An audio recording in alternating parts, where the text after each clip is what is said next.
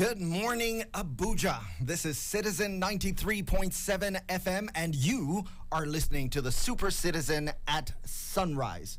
Yes, today is the 28th of November, 2022, which means we have only a few more days until the end of the month and only a few more weeks until the end of the year. Yes, very soon.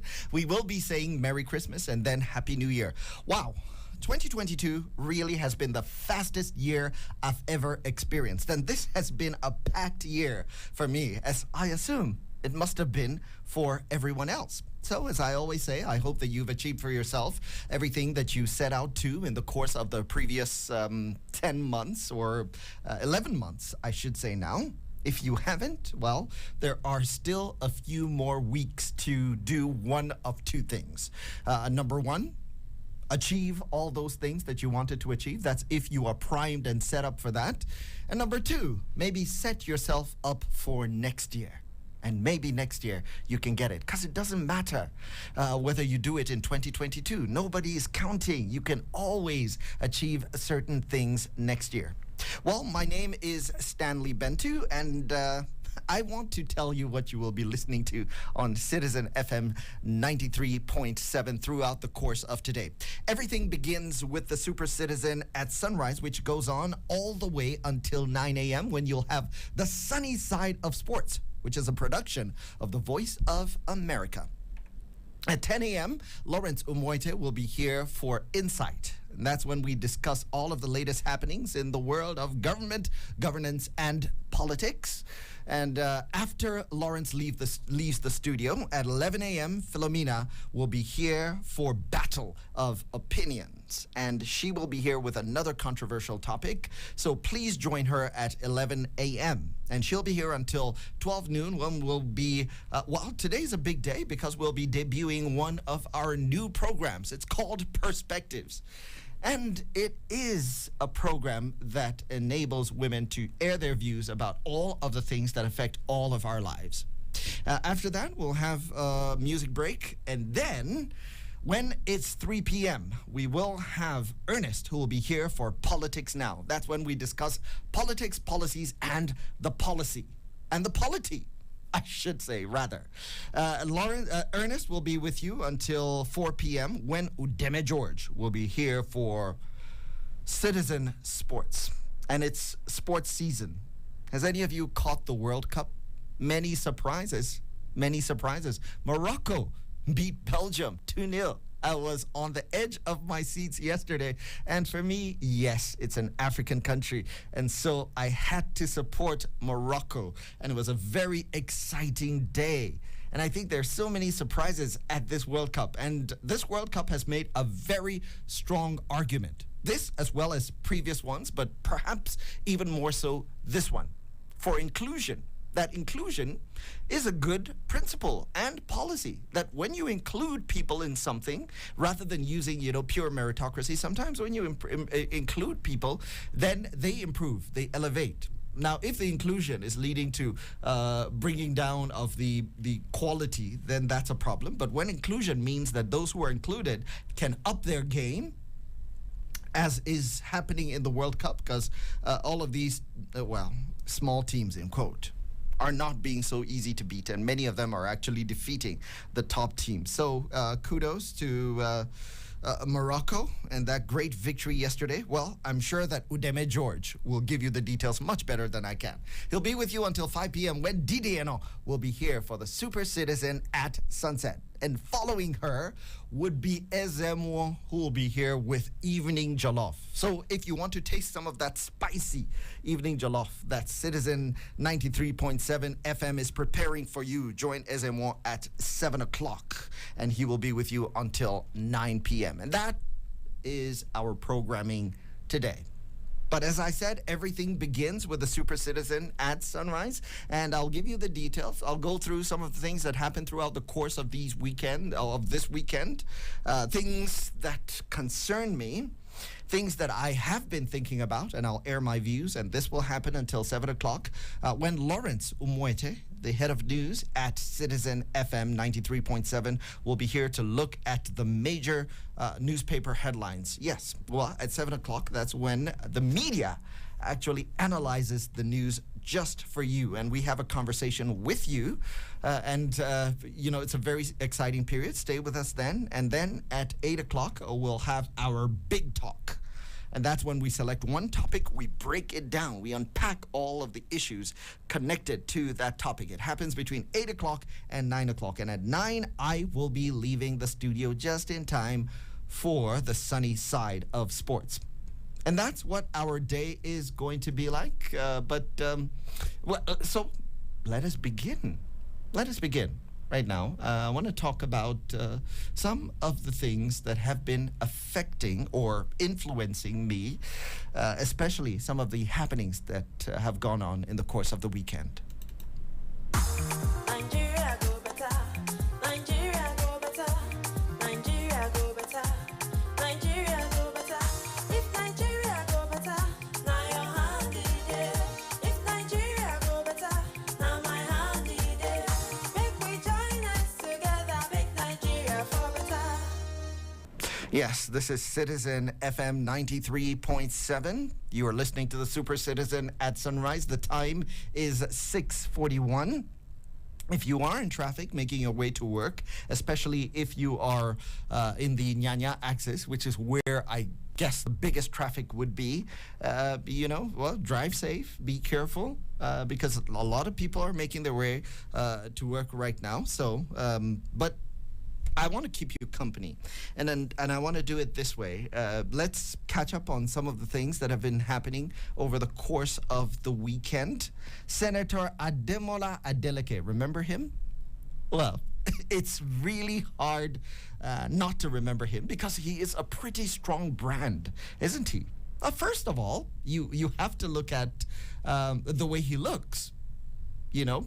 He has a very distinct figure. He's actually a little bit burly and on the plus side. He wears a very large top hat, a traditional cap all of the time, which reminds me of how many of us read the Guardian newspaper? You know, there are those cartoons in the Guardian newspaper, if you are a fan of that particular newspaper. Go to the cartoon section. Every single character in that particular section, I can't remember who the cartoonist is, but he puts everyone in this big top hat. And this is what Senator Adeleke wears. Then, of course, what is most famous about him is his dancing. He is a true Nigerian, a true African, because Africans do know how to dance. Well, he's a true black person, because African Americans even, they know how to dance. African Brits, African Belgians, I assume, should know how to dance. Anyway, he was sworn in as the governor of Osun State. And the ceremony was large. It was attended by top dignitaries and hundreds of people that live within the state. It was held at the Osogbo City Stadium in Osun State, the capital. And that happened yesterday, Sunday. Now, his inauguration was attended by top members of his political party, the People's Democratic Party, including Atiku Abubakar, who is the flag bearer, the presidential flag bearer of that party. And he was accompanied by Ifeanyi Okowa, who was his running mate. Now, also, Davido, that's David Adeleke, who's a nephew to the state governor, he made his first public appearance there since that tragic incident, horrible incident, when he lost his son, Ifeanyi. And I will say this, Ifeanyi, it's a name that keeps coming up. It's also a name, because I visited Asaba recently. And while I was there, the people there at the event I was attending, they said, you know what, they want to give me a name. And I said, yes, well, name me, because I have quite a number of names. And they said that the name we want to give you is Ifeanyi. And I made to understand that name is that God can do anything. So basically, I'm just realizing now, this name Ifeanyi is the same name of Davido's son, his late son, and sympathies to him. It is the biggest tragedy that any human being can ever experience. I would not wish that on anyone. Thank goodness my parents, who are dearly departed right now, never had to bury any of their children. All of us are still alive, and we buried both our parents, which is the way that it should be. So when I hear that a parent has buried their child, honestly, the pain is unspeakable. So sympathies to Davido and his family, but he was there and he drew a lot of public attention because this was his first public appearance. But here's the interesting thing. Senator Adeleke never gives up on an opportunity to entertain. Now, 24 hours before his inauguration, he was working out in preparation for that. November 27. So here's how it went. Here we come. The good Lord is here. For real. Thank you, Father. Thank you, Lord. For this day. November 27. All the way. All the way. Oshu people. Here comes Simone. Come on. If. Come on. Ah. Hey. Come on. Ineke. Imena. Imena. Imena. Imena. Chineke.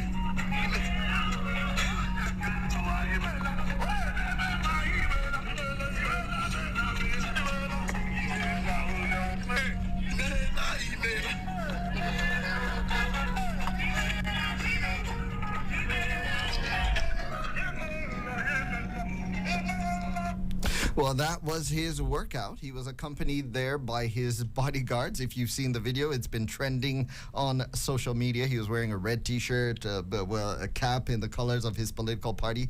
He was wearing blue slacks and white sneakers. And he was working out and also dancing, as he is wont to do. Anyway, the event on Sunday is coming months after the PDP candidate defeated the then incumbent Boyega Oyetola of the All Progressives Congress to become the 6th governor of the southwestern state.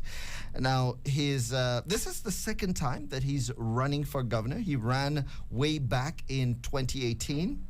And I just want to quickly go through what happened on that day, okay? In his inaugural address, which is what we will be focusing on, he said that he has frozen all of the government accounts and also reversed the name of the state.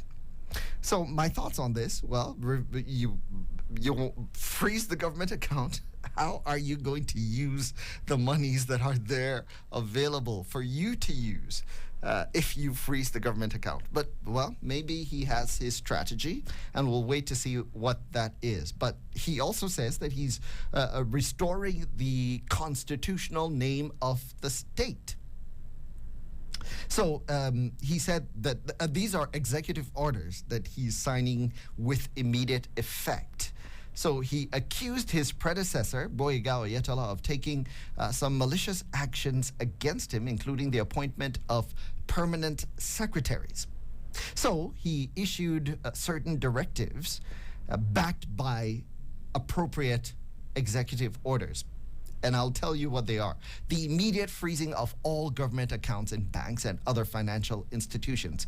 Immediate establishment of a panel to carry out inventory and recovery of all government assets. And also an immediate establishment of a panel to review all appointments and major decisions of the immediate past administration that were taken after the 17th of July, 2022.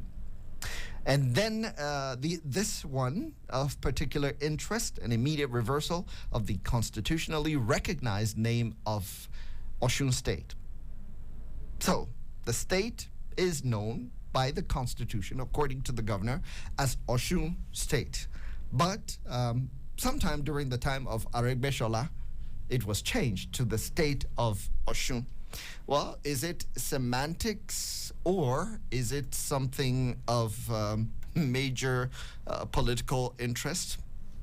It will be interesting to find out. But let's also hear some of the other things that he did promise during his inaugural address. And why is this important? Because in about 4 years' time, there should be a conversation from the people of Osun State as to whether or not the governor has kept his promises. Well, so let's hear some of the promises that he made. Under my watch, as the governor of Osun State, I will boldly correct all past injustice, corrupt acts of policies by any previous administration which are against the collective interests of our people. Let me say here that from education, health, mining sector, agriculture, road infrastructure, and supply of potable water, let it be known to all that it is no longer going to be business as usual. And I repeat, it is no longer business as usual. Our administration will demonstrate a high sense of urgency, transparency, justice, innovation to tackle and solve the problems of poverty, illiteracy, disease, and poor infrastructure. Your governor will be a people's governor. I'll be accessible, responsive, consultative, and proactive in handling small and big matters of the state governance. I know that as a broad product.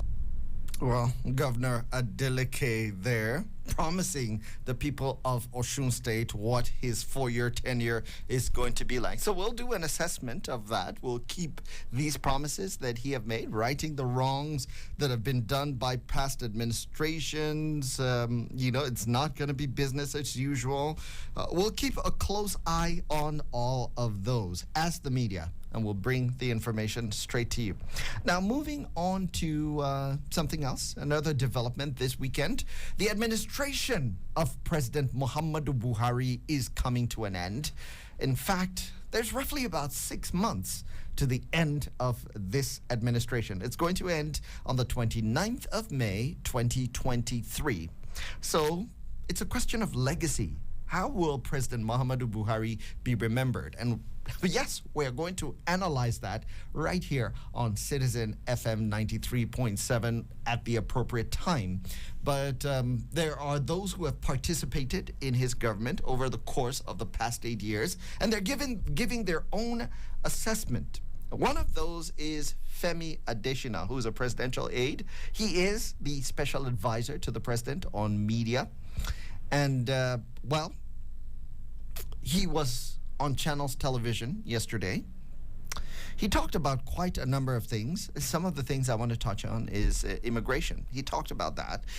He said he's not moved by the wave of that. The Nigerians, well, at least he qualified that. He said the average Nigerian always wants to leave the country. He was talking to Seun Akimbolo of Channels Television. And, I have been a spokesperson before to a governor, to a state governor. I've been a director of press in Plateau State. So I want to analyze, some of the things that Femi Adesina says. I will tell you the things that I may agree with or things that I do not agree with. But let's start with this, with the question of security. First and foremost, Femi Adesina believes that President Muhammadu Buhari is leaving or is going to leave a safer country for all of Nigeria. Let's listen to what he said there. When he came in 2015, you couldn't be sure that Nigeria will exist in the next 1 month. As at 2015, what was happening was that nobody could confidently say that Nigeria will still be on the map of the world the following week, the following month, or the following year. But we saw that he came and he took the battle to the insurgents. When he came, insurgency was the main thing. And he took the battle to them.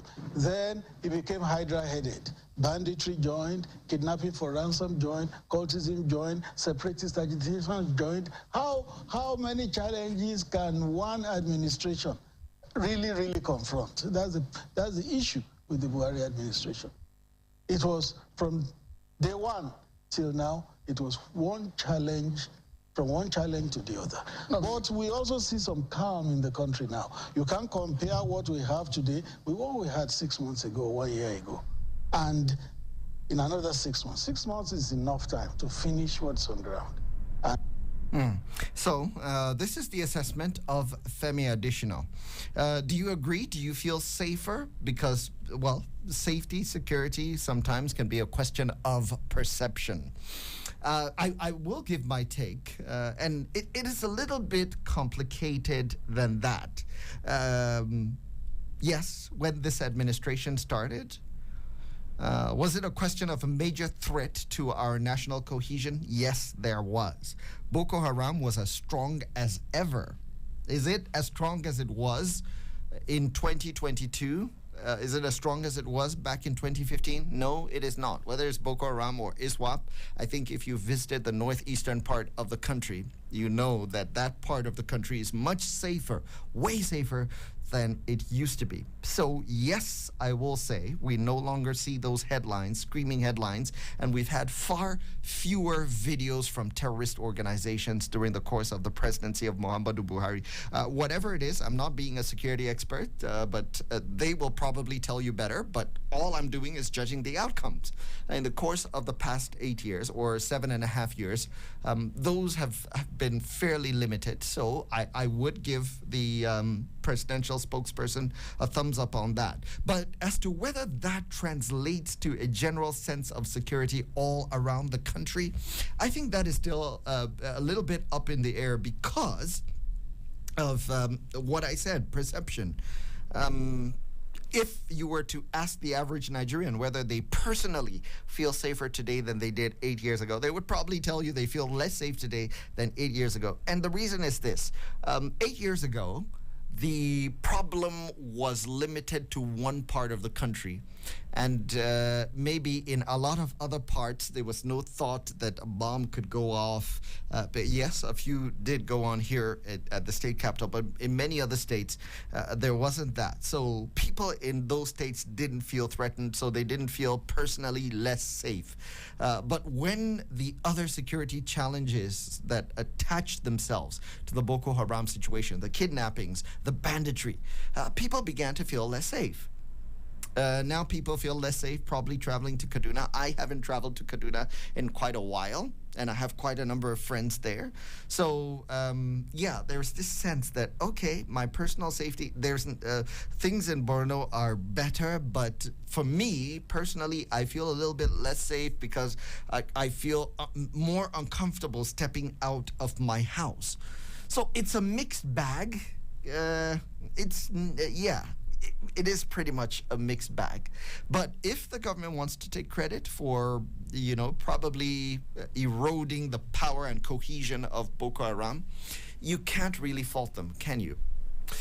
So let's look at some of the other things. He talked about Japa, and he also talked about the oil theft on an industrial scale. So let's listen to that, and I'll come back with my views or my response. Not just now.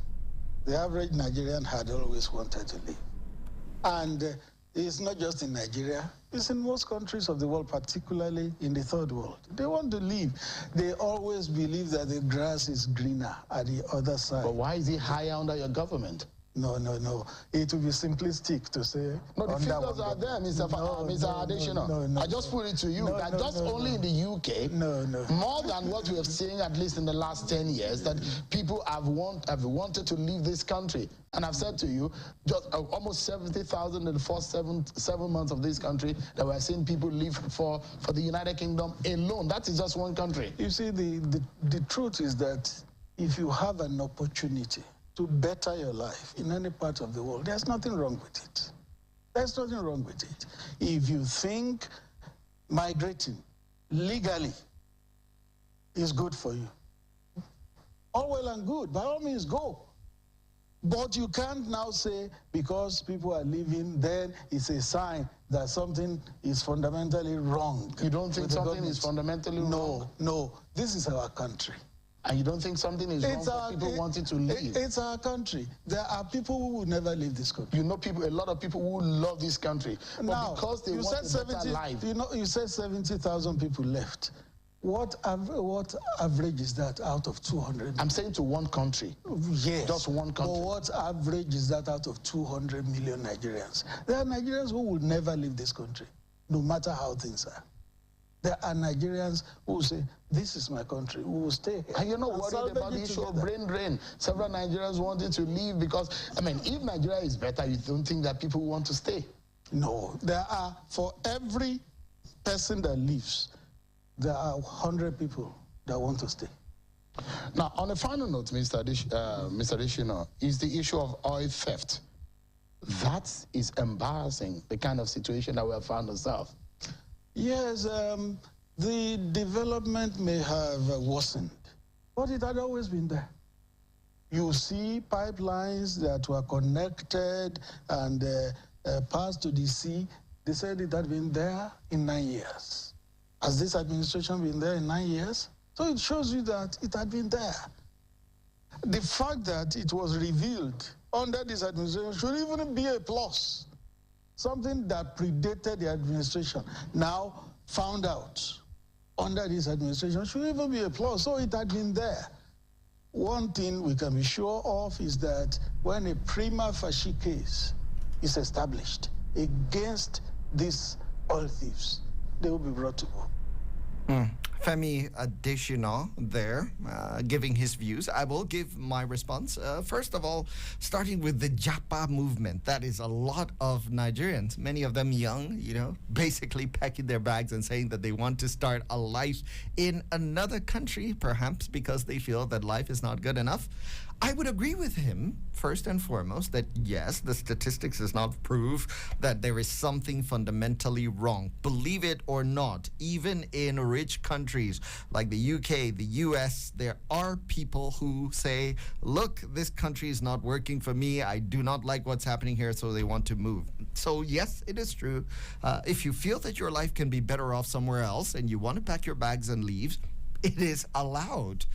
And yes, he is right that there are many Nigerians, because the Japa movement, yes, it's something that we talk about so much. But at the end of the day, basically, the people who can legally migrate will always number in their thousands, even if they number it in their tens of thousands. The truth is there are hundreds of millions who basically either cannot leave or will not leave, and they will stay here and will have to live the life in Nigeria. There is really no country in the world that can take in, let's say, 1 million Nigerians, 2 million Nigerians, 3 million Nigerians.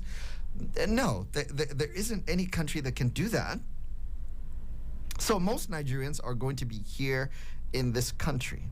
Now, whether or not it's because they want to, that is a different story. But people will always feel that the grass is greener on the other side. I remember the original Japa movement, and that was way back in the 1990s. And I dreamt of that too, because I was a young man then, crossing over from my teenagers to my early 20s to my mid 20s in the course of that decade. So, yeah, we dreamt. We said, oh, yeah, we wanted to go to another country. But we ended up, well, most of us couldn't. A few of us did. Most of us stayed here. And you know what? We did okay.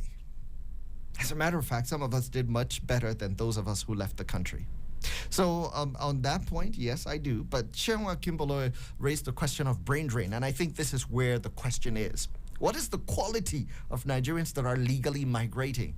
And if they're getting visas that easily, what it means is these are the Nigerians that you probably need to fundamentally change this country. But again, if they stayed here, would you listen to them? Would you give them the opportunity to make the kind of change they need to change? Would you give them the facilities to make the kind of change that they have it in them to make? We've heard about Nigerians who went out there and worked medical miracles or engineering miracles, entertainment miracles. But over here, they would have been nobodies. And I think this is where my agreement with the presidential spokesperson ends. that in a country, you want to keep your best brains. You always have to keep your best brains because this is how countries develop. The United States went into a mass, upgrade after World War II, not because of the efforts of the conventional Americans, but because of the brain drain where they sucked the German minds. And Russia as well, ditto to Russia. And this was the beginning of the Cold War because some of the best minds in this country that was so sinful at the time, that had done horrible things, but they picked out some of the brilliant people who came up with some of these ideas. They took them to their countries, made them citizens. They joined those teams. They basically bought players, if you want to put it in footballing terms, since we are in World Cup season. So if Nigeria has players that are brilliant and they were born naturally to this country, then we have to find ways of keeping these people within the country. Very quickly, I want to hear, my other responses, my responses to the other things that the presidential spokesperson talked about. He did talk about the oil theft. He tried to spin it, and his spin was that, okay, this has been going on for 9 years. And it was discovered under this administration. 9 years. We've been here for 7.5 years. 9 years means it started with the previous administration of Goodluck Jonathan, and so it's credit to us that we found it. I disagree with him here, because it took you all of 8 years, nearly 8 years, to find this out. Now, if it took you 8 years to find this out, then there is no way that the Jonathan administration could have found that out in 1 year. If we are to agree that it's to your credit that it was found out in 8 years. So it took this long, too long, but the next thing is, I think the big question is, what are you going to do about it? And that's my concern today. Shortly, we will be looking at the newspaper headlines, but right before we do that, I want to talk about some of the entertainers that we lost over the course of the weekend, because there are people who have played very big parts in our lives. Right here in Nigeria, we lost Sammy Oposo. Sammy Oposo is a very talented, ingenuous musician. A sad story there. We also lost on the international scale Irene Cara. If you knew her, if you were from Generation X or you're a baby boomer, then certainly, or maybe even some of the earlier millennials, you would know this artist. If you were born in the somewhere between the late 70s to the early 80s, Irene Cara, was a massive superstar way back then, and she had, hits, 2 songs, Fame and What a Feeling. So, unforgettable. Sammy Oposo, but while there's some information on him, I want to share his project manager denied viral reports that the singer slumped in his Lekki residence on Friday. But many media outlets had reported that. However, in an exclusive interview with The Punch, Vincent, which is his name, said that it's not true that Sammy slumped and died. The report is false. At the right time, the family will set the record straight, but he says that Sammy Oposo actually died in his sleep. So I want to do this tribute to Sammy Oposo. Let's remember him. Let's remember some of our greatest musicians and the work that they have done. This is a praise party. Everybody move your body. This is a praise party. Hey, hey. Hallelujah. Hallelujah. Hallelujah. Hallelujah. Hallelujah. Hey. Hallelujah.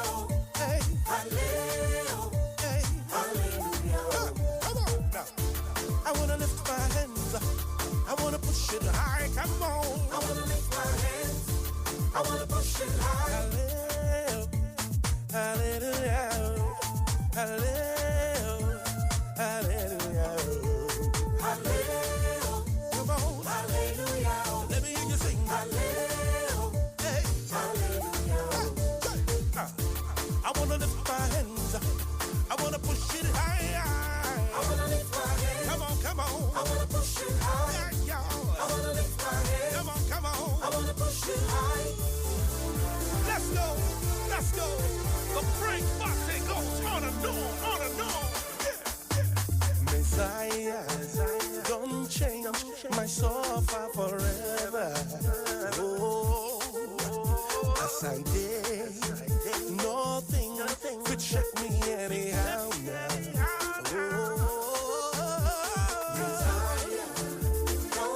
Don't change my sofa forever. That's so.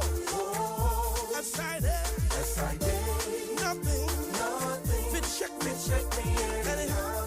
That's the reason I can shout. Hallelujah, hallelujah, hallelujah, hallelujah. I can shout. Hallelujah, hallelujah, for all the things you've done for me. Hallelujah, hallelujah, hallelujah. I can shout. Hallelujah, hallelujah. Let's go, hallelujah, let's go. Hey, I dare rejoice, I dare rejoice. Everybody sing, I dare rejoice. Hey, this one a press party. I dare rejoice. Oh yeah, for the things that you do for me, oh Papa, I dare rejoice. For the things that you do for me, oh Papa, I dare rejoice. For the things that you do, oh Henry, oh I dare rejoice. For the things that you do for me, oh Papa, I dare rejoice. Let's go. This one a press party. Yahweh, Yahweh, Yahweh, Yahweh. To mama, Yahweh, to mama.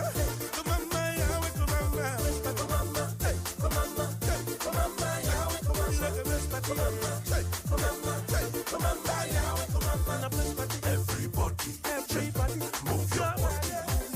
It's time to dance and press Papa God for his many blessings. Yahweh, Yahweh, Yahweh, Yahweh, Yahweh. Let's go. Special thanks to the Almighty Father for all the protection you were giving me throughout the years. What's the love till me? I got a man, did I get all over me? Oh, over me. You are my Father. You are my healer. You are Jehovah. You're my provider. You are my Father. You are my healer. You are Jehovah. You are. When never have no. Anytime I call, no matter the time, no matter the time, yes, I'm a call you. That's why he be my Father. Guess what, Papa? When never have no. Anytime I call, no matter the time, no matter the time, yes, I'm a call you. That's why you be my Father. You are my Father. You are my healer. You are Jehovah. Nobody like you. Jehovah Shammah. Jehovah my healer. You are Jehovah. You are. Lord have mercy. Lucky and Sammy Apostle. Well, rest in peace, Sammy Oposo. This is Citizen FM 93.7, and you are listening to the Super Citizen at sunrise. Rather.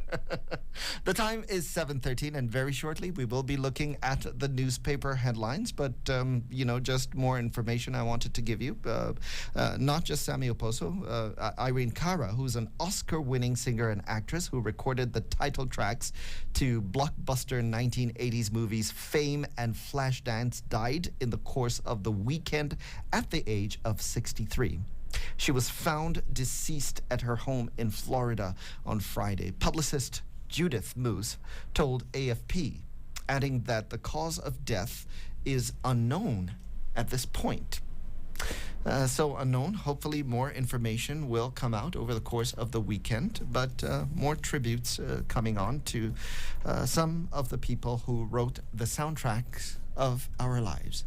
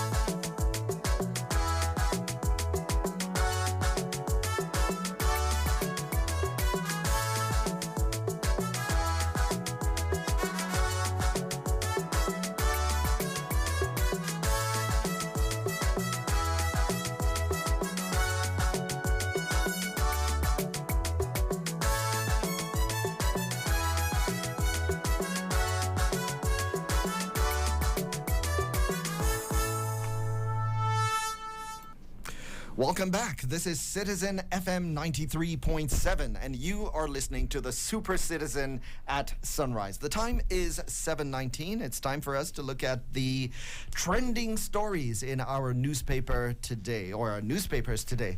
And to help me do that, I'm joined by the head of news at Citizen FM 93.7, Lawrence Umoite. Lawrence, good morning. How was your weekend? Good morning, Stanley. It was just there. Crazy traffic today. I'm telling you, Mondays are something else. Is it that they tell everyone 1, 2, go, and everybody goes out at the same Something like time? that. Or maybe there are people who go to work only Mondays. And they don't go for the rest of the week. Maybe. That is a very interesting theory.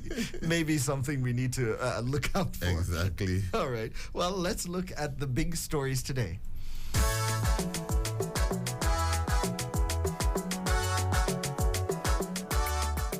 Well, we will be looking at this story, which was published in The Punch. Adeleke freezes government accounts and reverses the state, or the name of the state.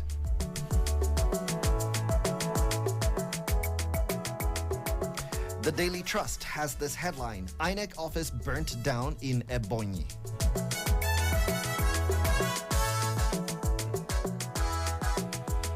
Premium Times goes with this headline: real reasons fuel scarcity persists across Nigeria, according to the marketers. I'm very curious to hear that.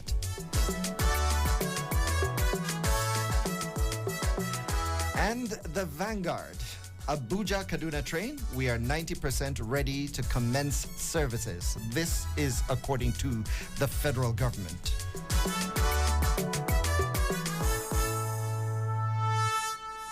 Well, let's get the details from our first story. And this is the one published by The Punch. The headline reads: Adeleke freezes government accounts and reverses state name. And here are the details.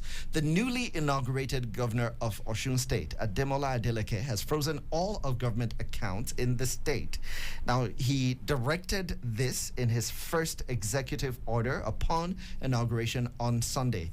Adeleke, in his speech delivered at the inauguration, alleged that the erstwhile governor of the state, Adeboyega Oyetola, carried out some actions maliciously after he had won the July 16th governorship elections, including hurried employments without provisions to sustain them. And he claimed that these actions were roadblocks channeled at making things difficult in his administration.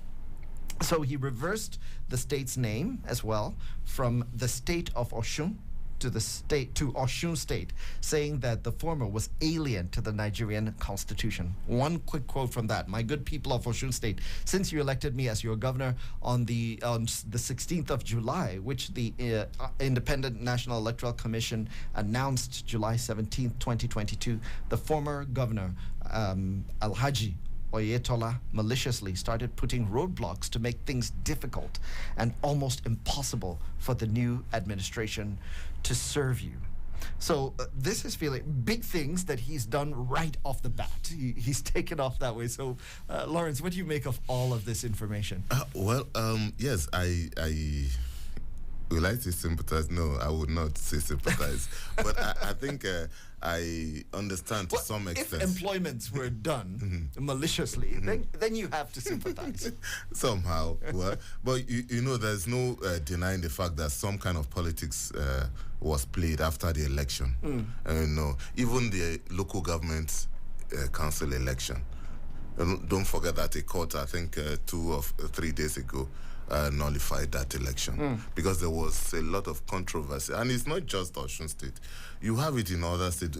At the tail end of the administration of a particular governor, then they hurriedly conduct a local government election. You stay for 8 years, sometimes maybe 4 years, without validly elected people at the grassroots. Just when you want to leave office, you now do that. That's, by the way. Then it's happened in several states. Exactly. Not just in not Osun just State. Osun State. And it's I think it raises the broader question about the powers that state governors have. Exactly. And how state governors are allowed to contravene or the Constitution. Get away with it. And they get away with it. These are things that I know people say, oh, the president has more powers than anybody else. But I think that the state governors have more powers within their states than the president can ever have in Nigeria. No. I look at it this way. Yes, I agree the president has more powers, but who uses those powers? The president doesn't use 10% of the powers he has. Exactly. But That's my point. Yes, exactly. the governors use like 80% of their powers, and you know what that means. Because even when there is no election, or when there is election, then you have governors who now come and they nullify these elections. Exactly. They say, look, I just don't want this set of local Exactly. Then they chairman. just put in place, they call them... They put a caretaker, and that's it. Chairman, which itself is a constitutional violation. But then there is also no outrage from Nigerians. Exactly. If the president were, I remember outrage even from the president probably taking out a governor under the declaration of a state of emergency. Nigerians say, okay, no, you can't do that. There's a lot of discussion in the media. But when a governor says, I don't want these local government chairmen, so I'm easing them out and I'm putting caretaker, you hardly hear outrage. I think most of the time, the concentration is always at the center. Most of the time, the criticisms, everything, the call for accountability, everything is centered. It's to the center. Centered on the center, but you hardly hear much at the state level. And most of the time, too, the state houses of assembly that are supposed to hold the governor to account, that are supposed to demand accountability, most of the time, they are just missing in action. Yeah, but then there is, and this would have been fine and good, except that we have so many people who have drummed up this agitation for devolution of power. Now, you have not yet set up all of your effective checks and balances to these state governors. And devolution of powers effectively makes state governors more powerful. Exactly. And all of these checks have not been said. You've not worked out the fact that state governors are still controlling resources of the local governments, except when they choose not to do so. So it's left to their whims. This has not been sorted out by law. We have not yet sorted out the question of state governors deciding who the members of the state houses of assemblies are, or controlling the state houses of assembly. We've not yet sorted out all of these things, and yet we are agitating for devolution of powers. Are we falling into the devolution trap? Stanley, I completely agree with you. Two issues there that we need to address before you even think of devolution of more powers. One, there has to be an independent structure at the local government levels.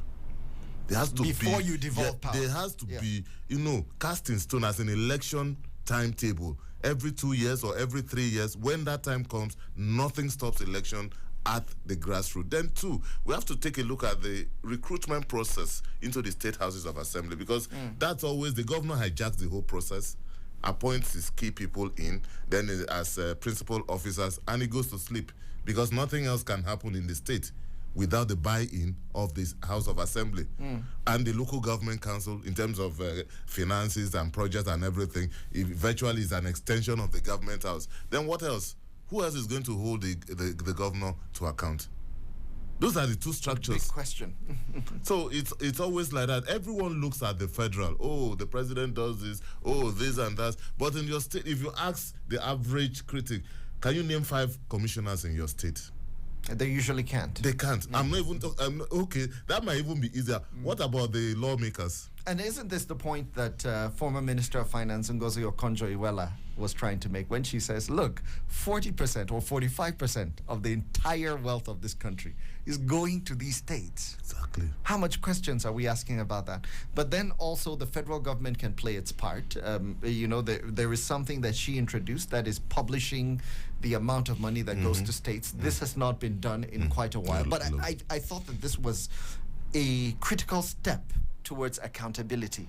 Maybe when we all know exactly how much is coming to the states every time, whether it's their statutory allocations or whether it's ecological funds, whether it's refunds, whether it's the Abacha alert. Or whether it's the IGR. Let's know what is coming. Whether it's the IGR. It's important for us to know all of this. But anyway, Adeleke has made all kinds of promises as to what he's going to do. For me, I don't want him to get carried away with the activities of the past government. Yes, there is need to ensure that things are done right, but also don't lose focus of why you were elected.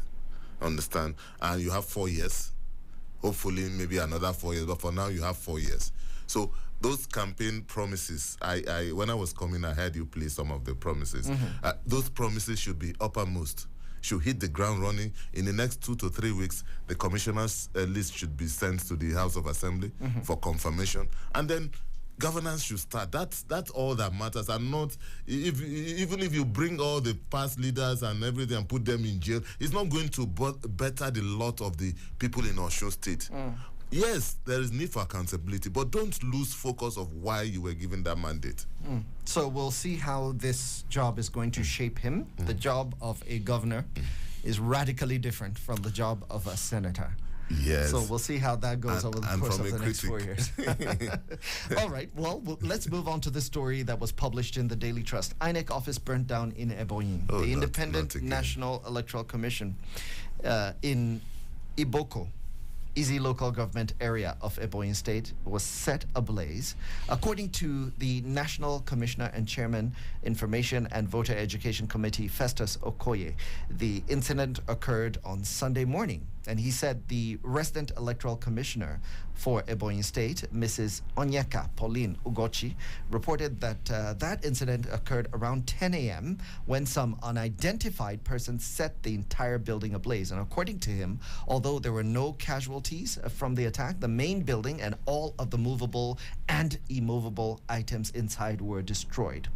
So these include 340 ballot boxes, 130 voting cubicles, 14 electric power generators, large water storage tanks, assorted office furniture and fixtures, and yet to be determined quantities of permanent voter cards. So INEC is trying to organize an election. You have all of these acts of sabotage. This is also added to the lawsuits and the attacks of some people who work for INEC. So INEC is actually working in a very toxic and hostile environment. Sometimes I do feel for the electoral umpire. Exactly. But first of all, we thank God that there was no life lost in that incident. But then, this is coming about barely 2-3 weeks after the Ogun State and one other state where we had the destruction of INEC offices and stuff like that. And it's really not looking good at all. And maybe the law enforcement agencies will need to up their game and make examples of people, because that's the only language a lot of these cowards understand.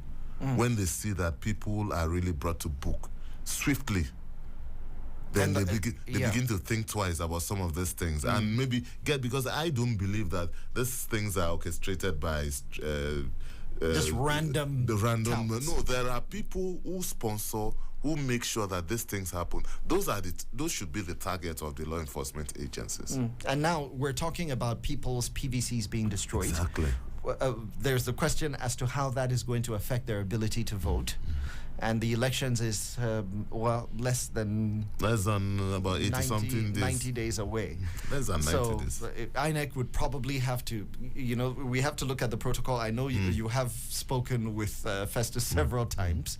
Maybe the next question is, okay, what is the protocol? What happens next when such items have been destroyed? If the other incident is anything to go by, when the INEC officer in Ogun State, I think was burnt, he came on air to say that yes, some of those equipments will be replaced and the cards will be reprinted.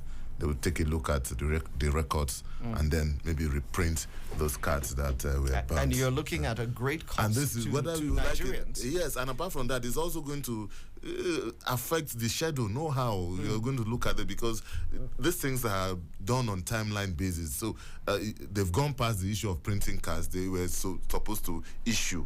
It said people should expect announcements anytime, so where you can go pick up your now. That at least in that area will be put on hold, because there will be no cards to be issued in that local government or there. So they will now have to go and print again. So it's going to affect some kind of schedule and stuff like that. It's really, really not looking good. And it also means that when INEC is doing its preparations and its budgets, it would have to make preparations and additional budgets for things like this. Exactly. Which means elections are going to just keep on becoming more and more expensive. So it's a really sour point. And Stanley, I say sometimes I think I hope that there will be a time, maybe in the next 10 years, we will not need to pay too much emphasis on permanent voters card. By then, it will be taken as given. It's only people who will turn 18 that would need to just go to the INEC office and just register and get your card. And then you have your biometrics, so once you go there... And the number then will be very, very minimal. So we'll be talking about less than maybe 2-3 million every time there is and it's not just, we will not wait for any time there is an election. It will just be something that once you turn 18, anytime, just go, get registered, pick up your card. So once the bulk of our new registrants are about the age of 18, I think we would be in a good place. Well, we'll be opening up the lines shortly, but before that, let's quickly take this story from Premium Times because it's something that affects all Nigerians. And to tell you the truth, I'm very frustrated at this situation. The headline goes, "A real reason fuel scarcity persists across Nigeria, according to marketers." Now, the Independent Petroleum Association of Nigeria, IPMAN, has attributed the current fuel scarcity to the unavailability of petroleum products and difficulty in accessing foreign exchange by marketers. The operations controller of IPMAN, Mike Osatui, made the remarks in an interview with the news agency of Nigeria in Lagos yesterday. Now, Osatui said that it had become necessary to inform the general public that the lingering scarcity of petrol was due to the unavailability of the product, and he alleged that the Nigeria National Petroleum Corporation, that's the NNPC, had stopped importing enough petrol to meet demand in the country. And he was emphatic that marketers could no longer sell at the regulated price because the unsteady supply of petrol had resulted in higher prices at the depots. So a quick quote from him: "We are experiencing scarcity because the product is simply not available." Well, we're waiting. As of now, this information was published yesterday. We want to hear from NNPC. Most likely NNPC will say, "Oh, we've imported enough. There is enough product." There shouldn't be any panic. At any point in time, and these are just my personal views. I cannot enter petrol queues. I'm at the office at 5:30, 6 a.m. in the morning. Petrol stations are not even open, so I'm basically ruled out. And even if I wasn't, it's precious time that you invest when you're in these petrol queues. So a lot of Nigerians have to resort to buying these gallons by the gallon. And these people are always right outside the station. I wonder sometimes whether it is the station that supplies these boys because they always have petrol. Always have. They never run out. When you ask them, because I have on many occasions, but they tell you, "Oh no, they're the ones who go to buy." But I'm not convinced. I'm not convinced. I think that there is a racket where the stations are actually selling these petrols at another price through these boys who are now their retail points. And even if I have to buy at that price, honestly, I would much rather buy it from the pumps than to buy the gallon because I have no idea what I'm buying by the gallon. Exactly. Stanley, I appreciate your frustration. But when I give up, one of those days I also wanted to stop by and by the white marketers. I don't want to call them the black marketers. And we were bargaining, and guess what happened, Stanley? A car pulled up belonging to one of the security agencies, branded vehicle, and they also bargained, and they bought from the same guy, and they put in their vehicles, branded security vehicles, and they drove off. And I was like, what exactly is happening? So that I thought about that scenario till I go home. All right, let's take this call. Hello, good morning. Good morning, Mr. Stanley. Yeah, great to hear from you. Could you tell us your name, where you're calling from? Okay, I am IG Novo. IG Novo. Okay, ID. Welcome to the program. ID, could you please turn down your radio and go ahead? Okay. But quickly, this about the issue. I think I laid the blame at the doorstep of INEC. By now, INEC is supposed to have known that some people will be targeting their office all over the country. What do we have the civil defense for? By now, because they know that they have a lot of sensitive material they are keeping in their office. By now, they should have engaged those people. We have a lot of thousands of civil defense having nothing doing for now. So please, they should do something about this because it's becoming too much. How can Well, there are only two things. Yeah, two things I want to engage you on. The civil defense, number one, INEC doesn't control them, so they would have to make a request. That's one. And number two, there's also the question is, can you deploy, do we have enough civil defense and police to guard every single INEC office? No. We have 36, already 37 plus Abuja, 37. Even if they deploy 2020, no, 37 major offices, but there are INEC offices in every local government. So you're talking 774. I know. By now, we're supposed to put all those things in the state offices for now. So when we are getting closer to the election, we now start deploying other ones to those local government offices. Allowing them to destroy all these things is not good. It's taking money away. And apart from that, some people are going to be allowed to vote. So they should do something about this. They should be proactive enough. They should do something about these things on time. Thank you very much. All right. Okay. Thank you very much, Lawrence. You wanted to respond to ID. Okay. I just hope he's listening. Yes. I think there's nothing wrong in upping the security, but these are INEC offices at the local government. There are not necessarily. You don't have sensitive materials there. You know what you rent out: generators and maybe office equipment and some computers and stuff like that. And the only thing close to that was the number of PVCs that were destroyed. When you talk about sensitive materials, those are deployed very close to the elections. I think we have a caller. All right, we do have a caller. Hello, good morning.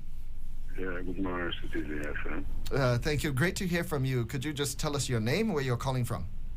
Maskman calling from Apple. Maskman. Good morning. What's your take? My take is on fuel scarcity reasons. We all grew up in this country.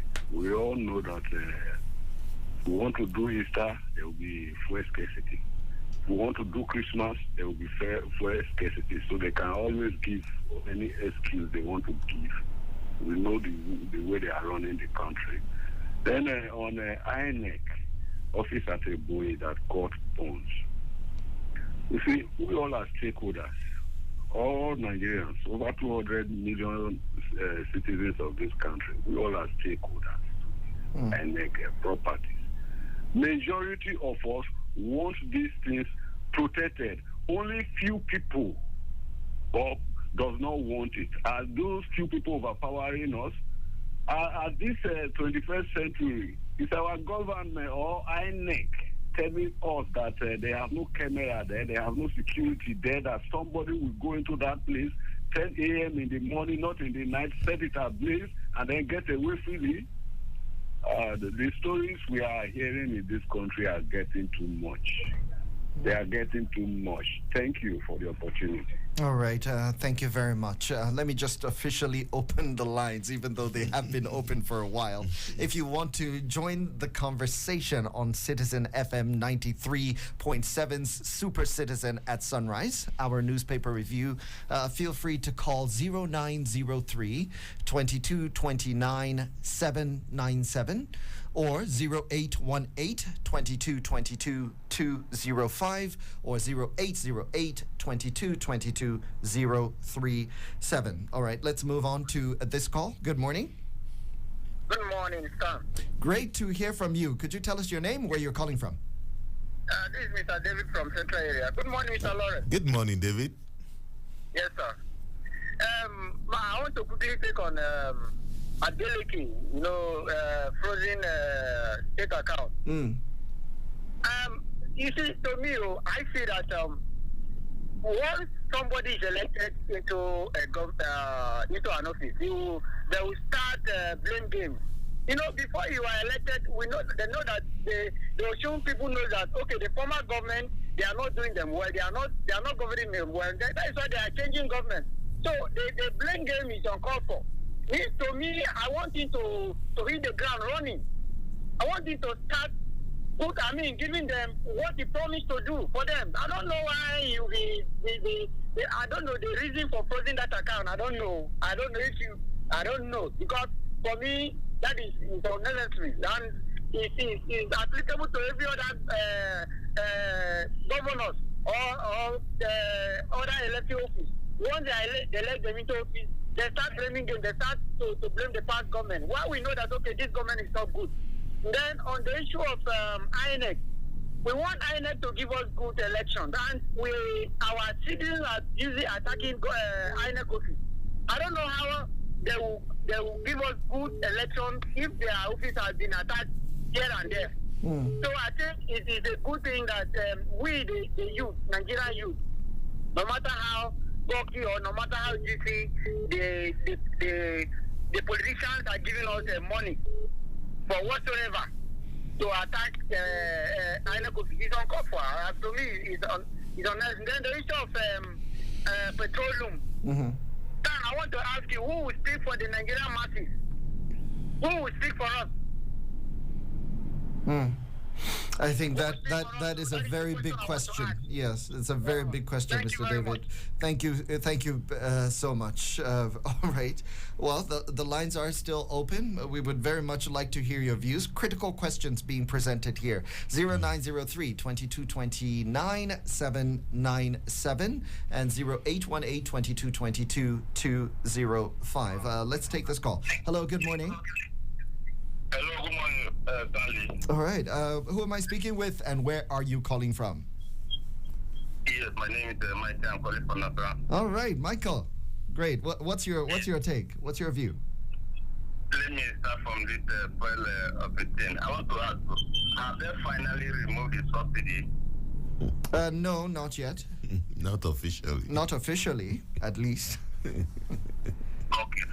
And I think that if they are not finally remove the subsidy, the government should be able to be in charge of their government.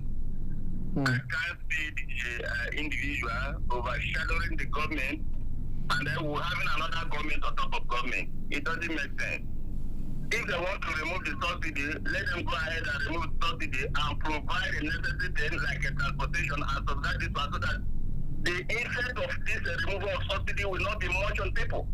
Just like it happened in the past, buses all over the place, even though the buses are not working today, but any government who want to remove the subsidy must be able to consider the people first by providing the buses, subsidize it so that the impact of that removal of subsidy will not be much on us. That is on that side.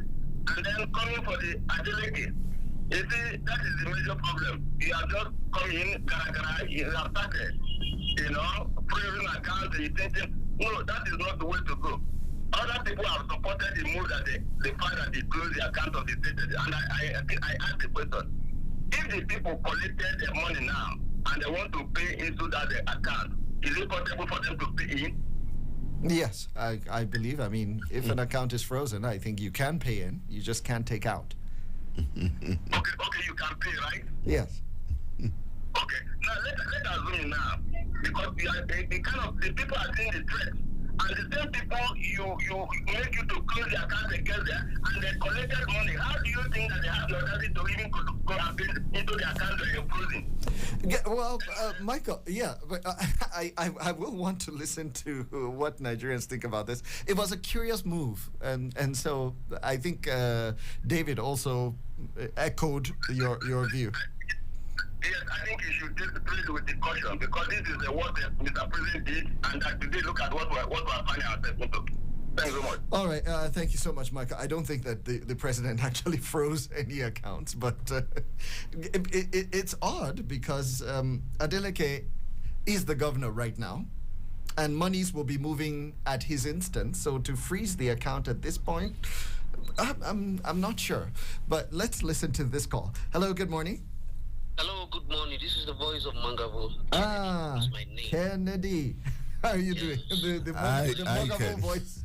yes, I'm so happy. At least Morocco gave me joy, I celebrate Africa. Absolutely. It was wonderful. I was on the edge of my seats and celebrating. Thank you very much. Yeah, we have celebrated. So you see, the truth of the matter is that if you are praying for somebody that is selling coffee to make profit, don't forget to, you will patronize the person when you lost your breadwinner. And that time, you will be in tears. I'm saying this to say that it will be very easy to burn INEC office. But all of us are in Nigeria, and if wrong persons are voted into office by means of any corrupt means, we all suffer here together. So if you are given a peanut to go and then destroy INEC office, know that you are bringing calamity not only to yourself, but the entire country, which is highly not acceptable. It is very wrong. I'm saying this to condemn what happened in Ebonyi State. It's not good. And this is the time that citizens are leading, praying so hard to win election. You can't tell me that somebody from the north or west went there to burn anything. It can never be possible without an insider. So that is just my take on that. And then people complaining about Adeleke. I was so happy when he dissolved those that were appointed. I was so happy. You don't just, bring enemies into somebody's own government. You were there since. Why didn't you appoint these people? Few days to go, you appoint them so that by the time Adeleke dissolves them, it will bring enmity between him and the people you appointed. It is not acceptable. Thank you very much. That's my thing. Thank you very much, Kennedy. Yeah, well, I actually get that. And if you are an incoming governor, you're free to do that. It's well within your power to say, well, I want to reverse some of these last-minute decisions. And you did question, why make all of these appointments at this particular late hour. All right, we have another call. Let's quickly hear that. Hello, good morning. Good morning. Good morning. Could you tell me your name and where you're calling from? This is ID calling from. ID is back. Okay. No, this is ID. Oh, this is ID now. Okay. ID, please go ahead. Maestro, good morning, sir. Good morning, ID. How was the weekend? Beautiful. And I hope you had a beautiful weekend too. Well, let's talk about Osun State. The new government in Osun State. So it's no longer the state of Osun, but Osun State. Freezing the state's account, I think it's normal. For the sake of accountability, that the new government will exactly know where really, that is if they really want to have anything spectacular. Number two, freezing the accounts and maybe trying to lay off some people that were employed by the previous administration was not really simple. It means the incoming government is not ready for governance. Master will bear witness to something now. During the time of Sherubawan, issues like this came up. The Sherubawan happened to be the other brothers to the present governor of Osun State. He was the first executive governor of Osun State then. During the time of Sherubawan, late Adeleke made to rest. Eventually, nothing was done in Osun State. Master will at least attest to what is done. Eventually, nothing was done. It was like a family affair. The younger brother was substaff to him, this other one like that. Now, the younger brother is the governor of Osun State. I just really want him to speed up so that Osun State will not regret first electing the younger brother in the first place, 1998, then 1990, or 1990 something. And at the same time, the younger brother now, so that Osun State will have the courage that yes, this family can do a lot for the state, and the name of that family, the Adeleke family, will be written in book. That is that. On the issue of high-neck office, inside our place all over part of some part of the country, I think we're supposed to have gone past this, just like the contributor said that. Where are the closed circuit television? Where are this minor technology? I don't expect fire to go permanent voter card or converted permanent voter card for now. Where some fireproof cabinets that all these things can be stored. What happened to all those things? And I believe there are allocations for all these things. Buy fireproof equipment, put all these very, very sensitive materials, especially the voter card. Because I believe that happens to be the target of this happiness. We are going to cripple INEC, this local government. We are going to cripple INEC activity in this state. So that at the end of the day, virtually nothing will happen. And I hope some Nigerians are more tilting towards the idea of the fact that as some maybe the prophet, or I don't want to call them prophet of tea, because Kem said no, I shouldn't use that word on the radio. I hope the idea of there will be no election next year, I hope people are not considering this matter yet. I said it. I dreamt about it. I projected it that there will be no election come 2023. So I think now INEC should be able to at least provide some little technology so as to prevent all these people. By the time you come around, you burn all these other things, all the sensitive materials are there. Nothing they will at least people that constantly them should realize the fact that, okay, this is an activity in being or a process that will not eat anything. Then who are those people that are burning those things? Then who are their sponsors? There are some big guys that are ready to complete all the activities of INEC as in having very good and credible election come 2023. Just praying for Nigeria that, okay, at least things will go better and we'll have cause to rejoice come 2023. I mean, after the election.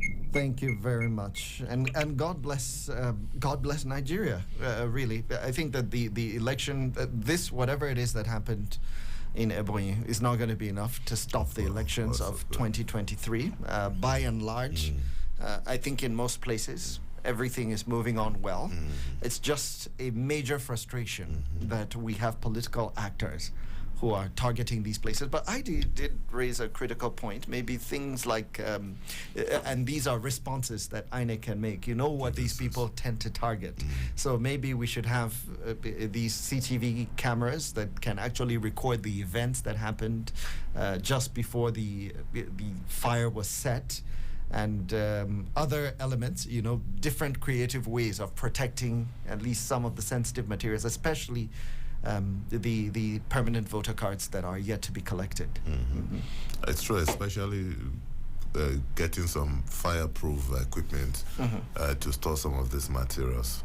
Very important. So much.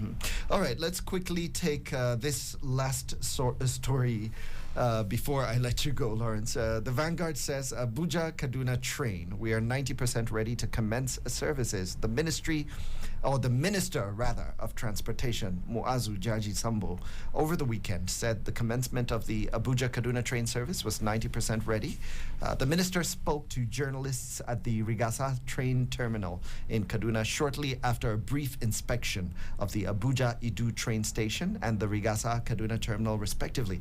Also, he backtracked on his previous position to conceal certain security measures taken so far to ensure protection of lives and properties of the Abuja Kaduna train subscribers following the commencement of services on the route in days. He was fielding questions from journalists, and while he was doing that, he disclosed that the number of daily trips would be reduced and that the use of national identity cards, that's the NIN, national identity number, would be strictly requested as part of strategies to secure passengers. And he said the ministry, in partnership with the Nigeria Railway Corporation and other bodies, would begin profiling all of those subscribers. So NIN would be required. I think they also, the details of that is if you're buying a ticket for a minor, you would have to provide your NIN, and that will be attached to you. So somebody always has to be responsible, even if a NIN is not required for somebody who may be using the train, maybe as a result of them being minors or something like that.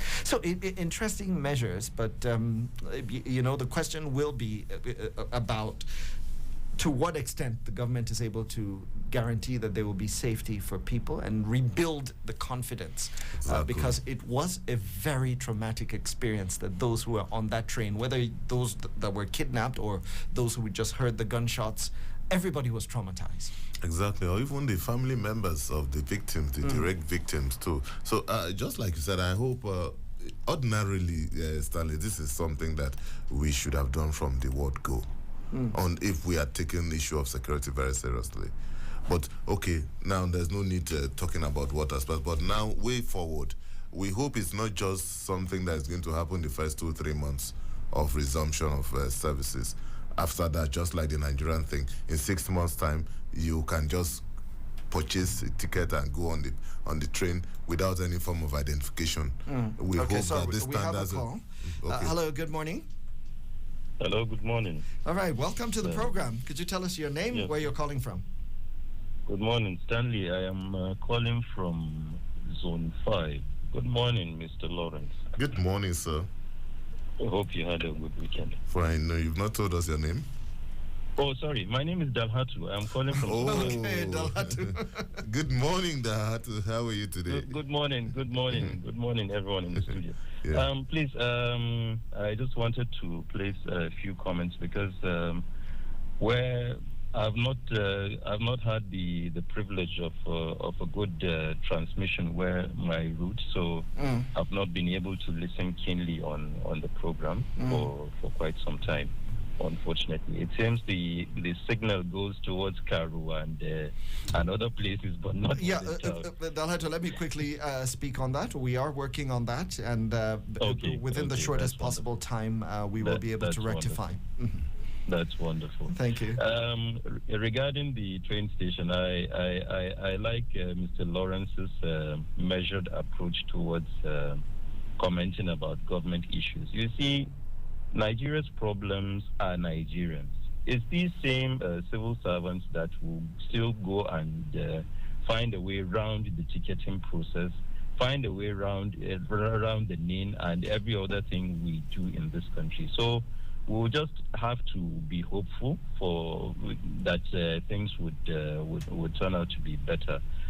Regarding Osun State, whether the state is the state of Osun or Osun State, or whether or not the new governor is right in freezing the accounts, I think it's one of those things that comes with the bitter politics played in Nigeria. Unfortunately, you see, most governors end up employing people as they are leaving office, leaving a lot of liabilities for the incoming ones, especially if they are not in good terms or they belong in different political parties. This is almost a no-brainer. Every governor does that, almost out of bitterness, because they are leaving. They are not living in high spirits, hoping that the next person will do better. That continuity is not just there. Then thirdly, there was this issue I wanted to comment about, but it's escaped my mind. Maybe I'll just leave it for today. Okay. And hoping that maybe another time. Oh, okay, the fuel thing. The fuel, you see, I join queues. I know that you mentioned that you prefer the black markets because it's quite convenient for you because I can't afford to join queues. I understand your concerns, but you try on the weekends. I know it's a lot of hard work, but when we patronize these people, without that demand, the supply would be less. That's one thing about economics. Yeah, but the temptation is too great. Yeah, because if I don't have petrol in my car, it is not me who wants to patronize. I have an urgent need, and there is no solution because there is this long queue. So it's almost as if you are forced. And another thing I've noticed. Mr. Bentu. No, hear me out. Hear me out for a moment. Sure. Another issue is, and this is something I've noticed with a petrol station, whenever there are queues, look, a station has what, like 6, 8, 10 pumps, and they'll be selling out of 2 pumps. What is it that only one? So is it that in addition to the lack of fuel, there's lack of pressure? Okay, I don't know. No.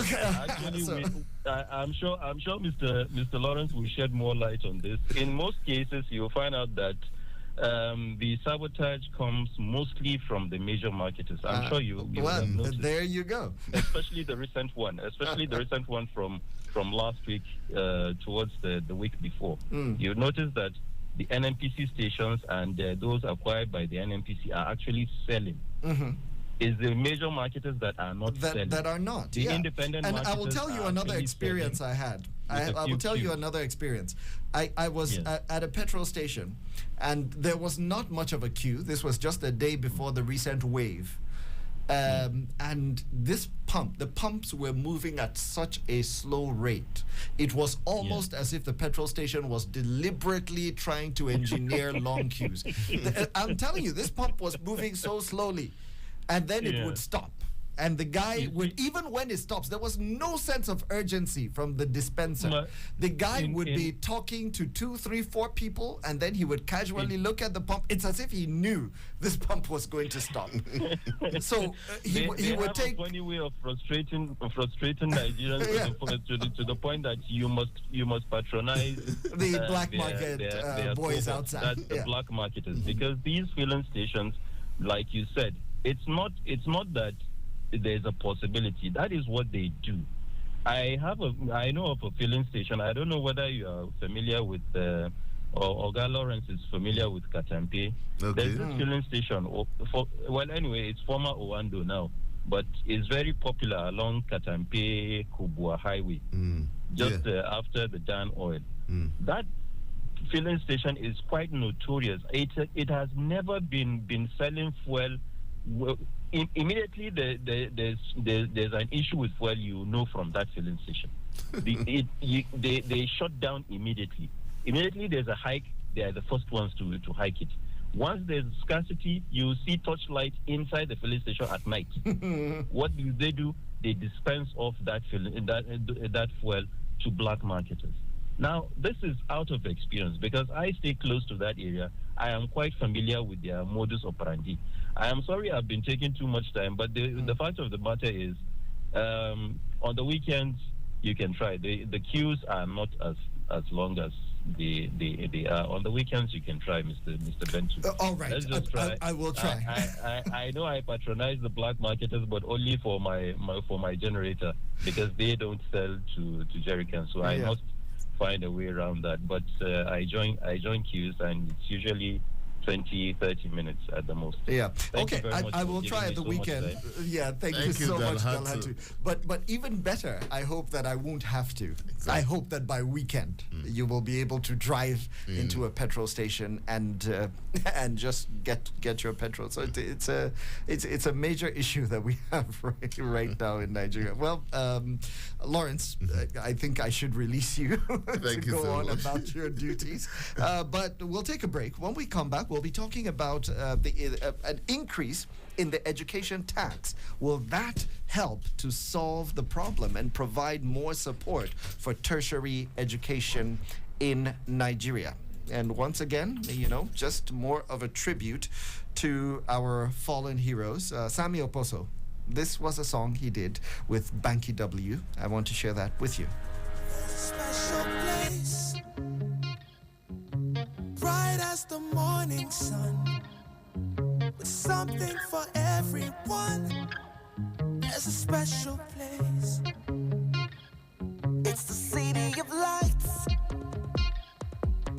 where milk and honey flows, where doves and olives grow. It's the city of lights. There is one big party at the special time of the year, and the world is invited, so let's get together and cheer. Ooh, oh yeah. On the streets of Calabar, it doesn't matter who you are, whether you come from near or far. We all celebrating the spirit of Calabar Carnival. Oh, the temperature is always right for Calabar Carnival. Oh, yeah. What a time to be alive.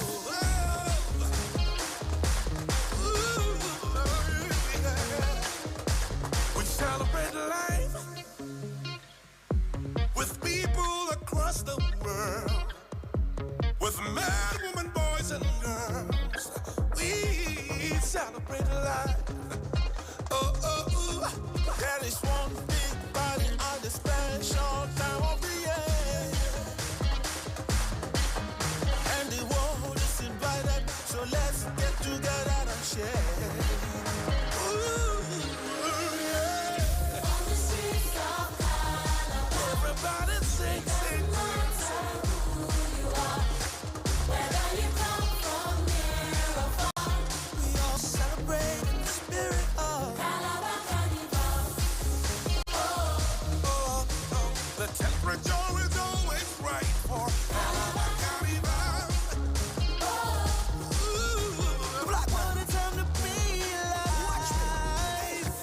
Wave your hands and stamp your feet. Move your body to the carnival beat. No surrender, no retreat. When you come to Calabar, you must feel the heat. Pull off balls them in the place. Celebration in the air. No shut down party, I keep out buckle of your show. I can see people dancing everywhere. Forget all the sorrow and despair. What a lovely atmosphere. The carnival Calabar, you must be here. If up your body, no standing here. You're in the mood, no time for delay. You got the keys on look and display. You already know. See me, I want some. Wave your hands, wave your hands. It don't matter who you are. Where you come from, a long time this thing has started, you know. But people, let's go. Welcome to Carnival Calabar. Yeah, we live in peace and feel the music, feel the bass. People dancing everywhere. It's happening in Calabar. Let's go. 1, 2, come on.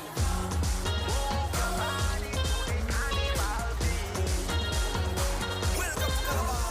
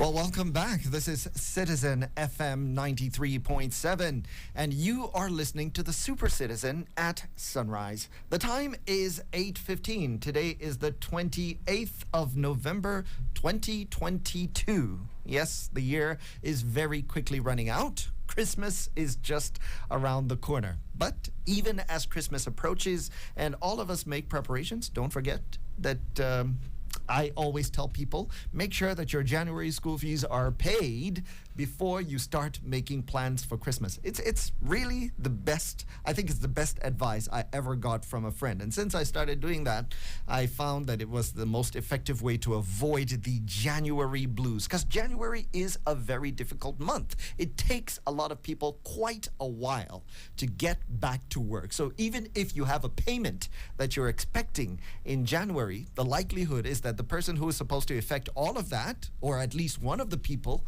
would not be back to work. So if you can manage it, make sure that you take care of school fees first.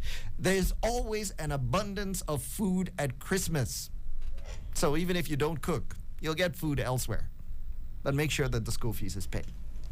All right, well, right now I have education on my mind. And ASU is still a bit of a challenge. And we heard the government insist that the Minister of Labor say that ASU is not going to be paid for work that they did not do. So this partial payment stands. And then I was thinking of funding for education. And many years ago, ASU, a different generation, came up with an ingenious idea. They said, look, we want to help government, so here's an idea. Why don't you set up an agency and then introduce a tax? And then protect the funds that go to that agency so that these funds can be applied directly to tertiary education. Just introduce a 2% education tax. If you charge all of the registered businesses in this country 2%, you'll have a huge amount of money in the pool that does not have to pass through the legislative processes. It can be administered by the executive secretary of TED Fund through the board of trustees and the president. And it should be exclusively dedicated to certain interventions, to buildings and infrastructure, to purchase of goods, to book publication, to research and development. And you know what? This is something that started in the 90s. It started as the ETF. And, ETF catered to the entirety of our education sector. But ASU went back and said, no, well, that's not what we fought for. The other people didn't fight for this. We want this money to be exclusively for tertiary education, for universities, polytechnics, and colleges of education. So it now moved from being ETF to TED Fund. It's been about 11 years since it was TED Fund. And yes, the impact has been felt. Now you're no longer talking about a major problem with infrastructure. But recently we've been talking about an expansion of that tax from 2%, 2.55, and now we're talking about 3%. So it's gratifying to note that from 1998 to 2018, a total of 1 trillion naira has been disbursed by TED Fund to universities, polytechnics, and colleges of education. And as of 2021, 221 institutions were beneficiaries of the fund, including 87 universities, 65 polytechnics, and 69 colleges of education. But the agency is seeking an increase of 0.5% to be able to carry out its interventions in tertiary institutions. So it's become important to look at that. Today on the program, we're asking whether or not there is a need for an upward review of the education tax in Nigeria. And will an increase in the education tax actually help the federal government to provide more support for tertiary education in the country? And how do we really need to address this and other challenges of education funding, especially at the tertiary level? To help me do this, I've invited Agaba Wilson, who is an education consultant, founder of Dream Heights Consult, and our citizen expert on education. Hello, Wilson, good morning. Good morning, Stanley. How was your weekend? Well, it was restful, I should say, and I enjoyed a visit from my elder sister. Wow. It was great to see her, yes. Yeah, that's nice to hear. Mine was a bit busy, always doing those research things. Well, It doesn't have to be a work day for you to get on it. yeah, my brother. Wakes you up and say, I'm still here. Certainly, but then the truth is, you should always make time to rest. It's very, very important, especially if you are a middle-aged man. Yes. As a lot of us are. I need to really learn that habit. All right, on to education and to the situation in TED Fund. I'm sure you must have been following the events, but Yes. I would like your honest assessment about the TED Fund journey and how important it is to tertiary education. Stanley, like you said, my honest opinion is that the TED Fund had tried since the establishment. I've been to different institutions, either to study by myself or to provide one form of service or the other, or to visit friends. And I've seen buildings sponsored by TED Fund and all of that. And there are some research programs sponsored by TED Fund. I've had some lecturer friends who said they did their PhD through scholarship from, I think, through TED Fund and all of that. So their impact has been felt. But the question is, could they have done more in a better environment? I think the answer for me is yes. They certainly could have done more if we bring efficiency into the system. Because there are still, just like every other agencies and institution in Nigeria, there are issues of subtle corruption and even brutal corruption being mentioned in the agency. So we can really say they have done quite well, but they could have done better if we can bring efficiency into the system. That's my honest opinion of the agency for now. Okay, well, 2% tax, that is it. But not too long ago, the executive secretary of TED Fund said, this amount is probably, it's not enough because there is a lot of work to be done. So is it time for an increase? Well, should we be talking increase or the net? For me, I would rather the government looks at widening the net. Because if we have more people paying, then it will be better. Because if you increase the tax, the education tax, what it means is that you are increasing the cost of doing business for businesses operating in Nigeria. And that is going to have another impact on the drive of this particular administration to improve the ease of doing business. So you see, that is why for me, when I saw this report initially, I was like, well, this is a good idea because it will make more money available to the scheme. But on the other side, it will put more burden on those small businesses, a few number of businesses that are already paying this tax. And that may not go down well with them. So, in my opinion, I think that we should take a critical look at it, a holistic look at that increase before we make it. It might seem negligible, but the impact on businesses, it can be complex. So we must look at it. Let's think first of all on how we can widen the net for this tax. If we currently have, say, 1 million businesses registered, there are more than 2 million other businesses that are even performing in certain capacity, but they are not under the tax net.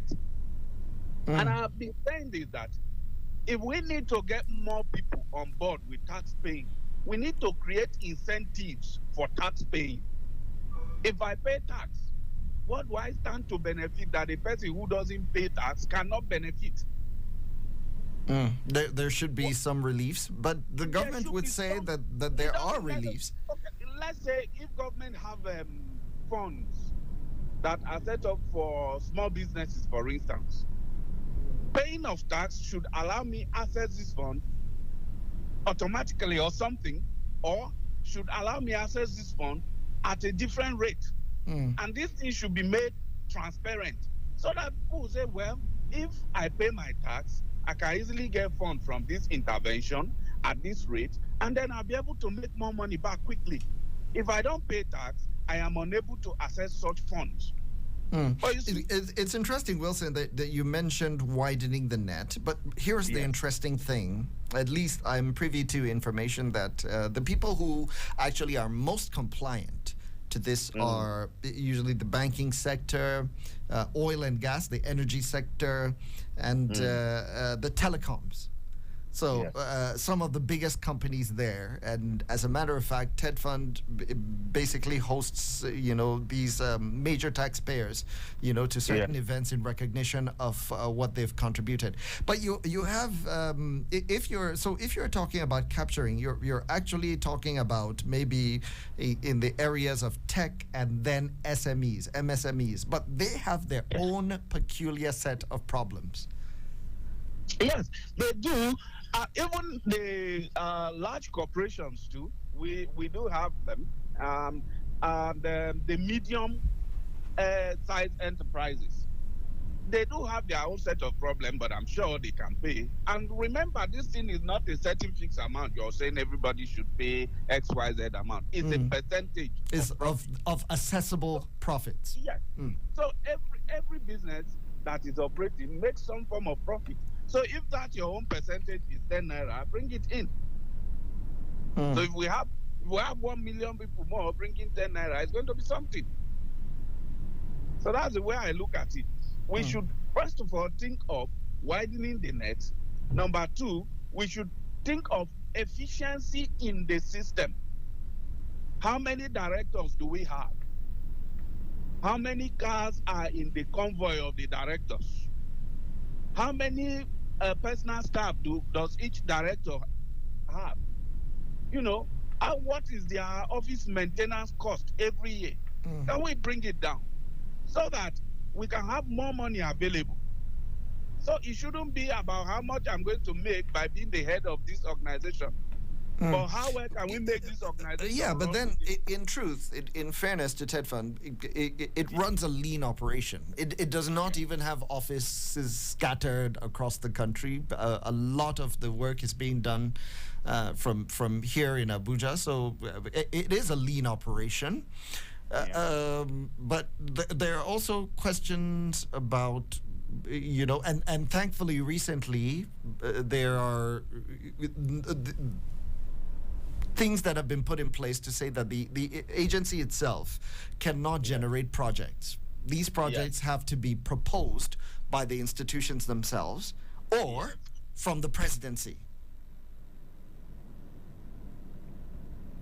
And those are the high impact interventions. Yeah, those things are good, and that is what will make the organization run in a more efficient manner.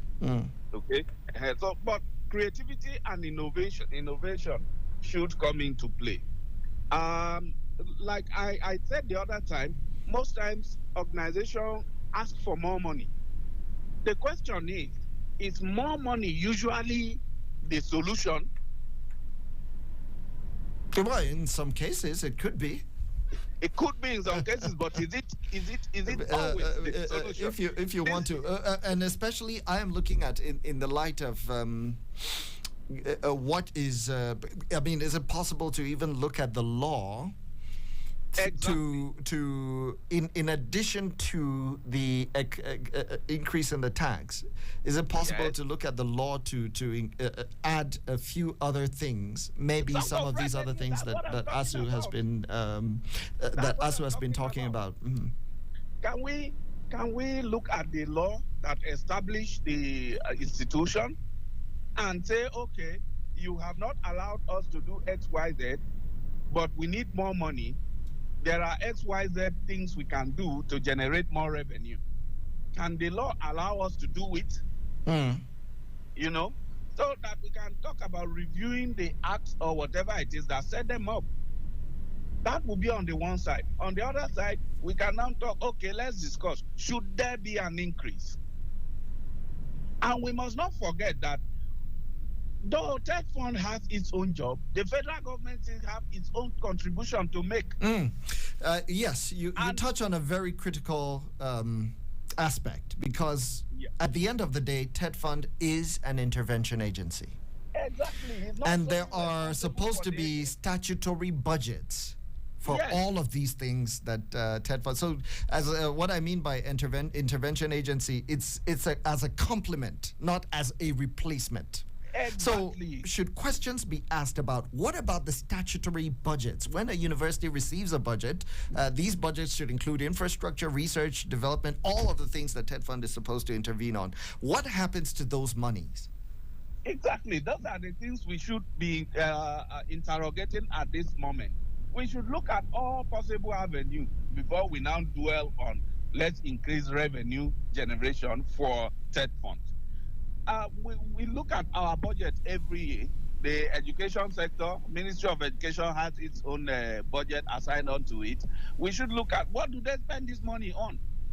We used to have monitoring and evaluation. We used to have different types of departments under them. Let's look at what they're actually doing with this money.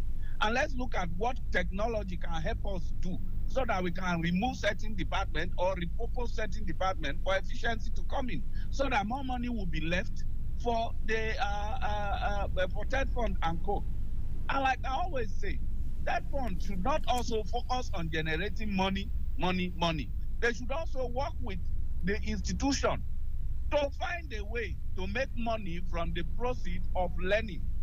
Well, at the moment, the law doesn't allow them to do that. But you are saying that we should look at the law and maybe trigger that. The law. Yes.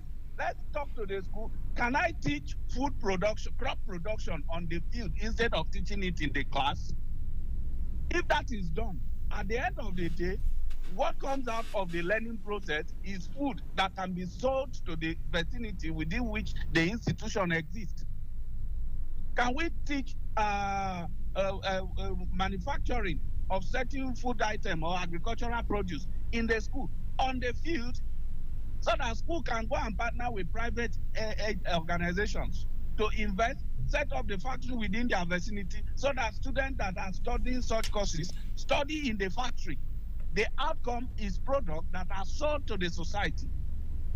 And then the other byproduct, which actually is the main product, is a well-skilled individual graduating from that institution, ready for work in the industry. So we should, I think TEDFord should look at asking for the law to be reviewed, for them to be able to do certain things instead of just raising money. If schools can do this kind of thing I'm talking about, for instance, take for instance in Abuja here, if University of Abuja, for instance, has their farms for crop production with the large area of expanse of land they have there, line fallow, if they can do crop production, animal husbandry, then most of the meat that we'll eat in Abuja here and most of the food we'll eat in Abuja here will come from them. What's the importance of food coming from them? It is a higher institution of learning. They take cognizance of all the aspects of health and all of that. So food coming from them will be very healthy for us. So we'll be eating healthy meat, we'll be eating healthy food, healthy vegetable, and all of that. And our children are learning by producing it. So if we can have that fund championing this kind of thing in partnership with schools. Imagine if the automobile department of University of Abuja, for instance, have a place where we can go and service our cars. That would be interesting. Yeah. Now, I was privileged. I was privileged to interview the current executive secretary of TED Fund, architect Sonny Ochono. And in that interview, he spoke extensively about the core focus of his tenure. And he said he wanted to focus on curriculum review. And that review mentioned or is akin to many of the things that you spoke about in the course of the past few minutes.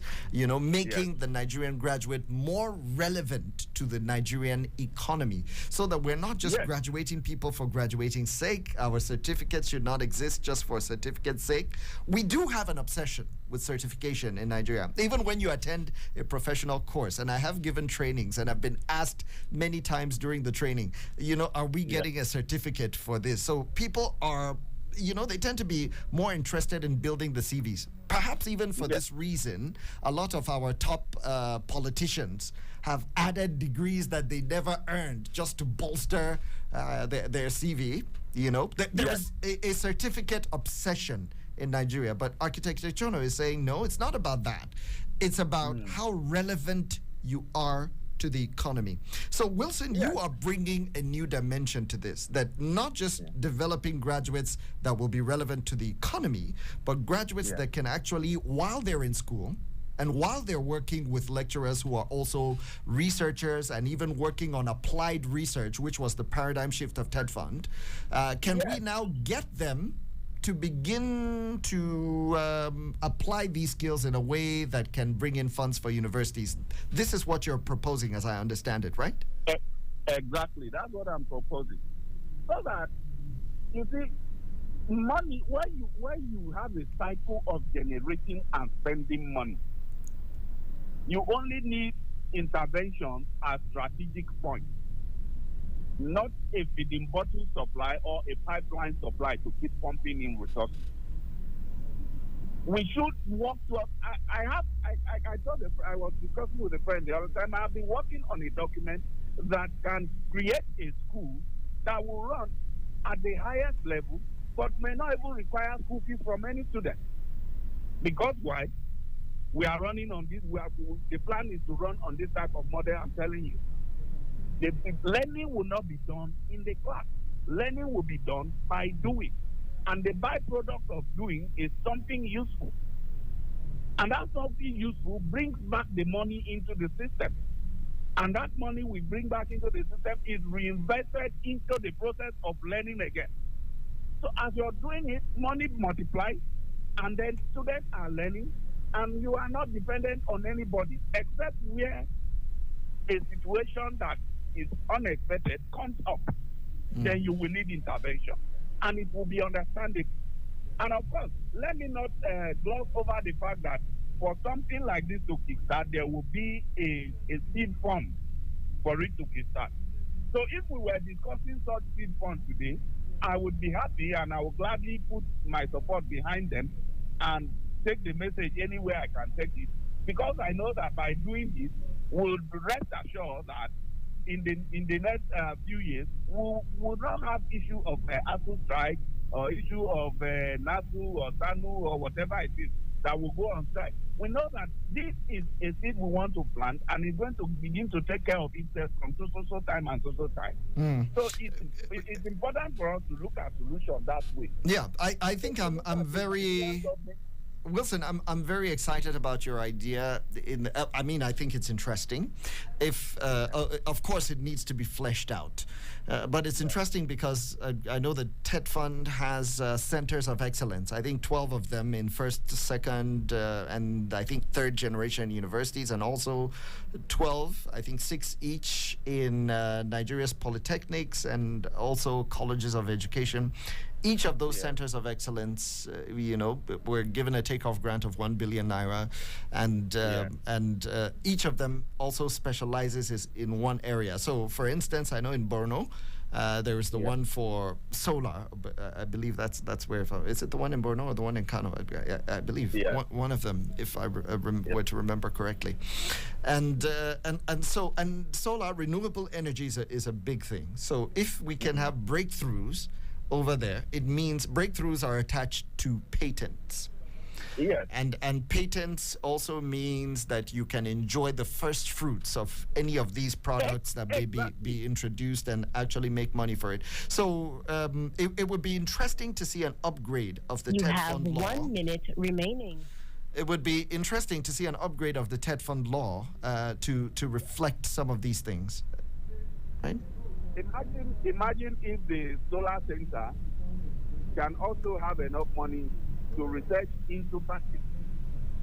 We have lithium in this country. That can be linked into the Ministry of Mining. And then we can have PPP arrangement with people to mine the lithium, and it is sold to that school, and the school makes this cycle battery for us to use. We are having issue of power. Imagine if you can have a battery that will last you for up to 4 or 5 years. Won't you invest in it to have 24-hour power supply? small businesses like barbing salon and the rest who will need power supply can invest in this, and they will not need to depend on our public power supply. The public power supply can now be rechanneled to huge industries that need huge power supply to operate. Your call credit. All right. I think we will have to bring that call to an end now. We'll try to connect back with Wilson very shortly.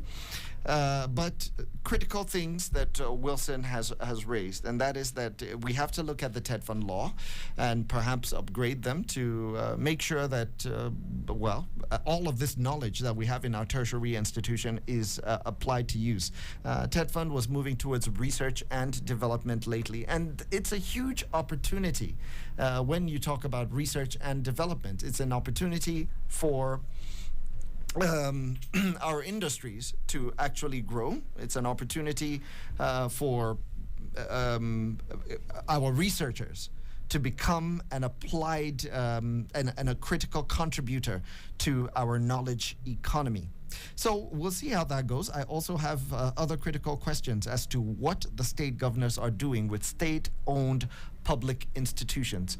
So we'll take a break, and we will be right back when we'll be assessing and analyzing some of these innovative solutions.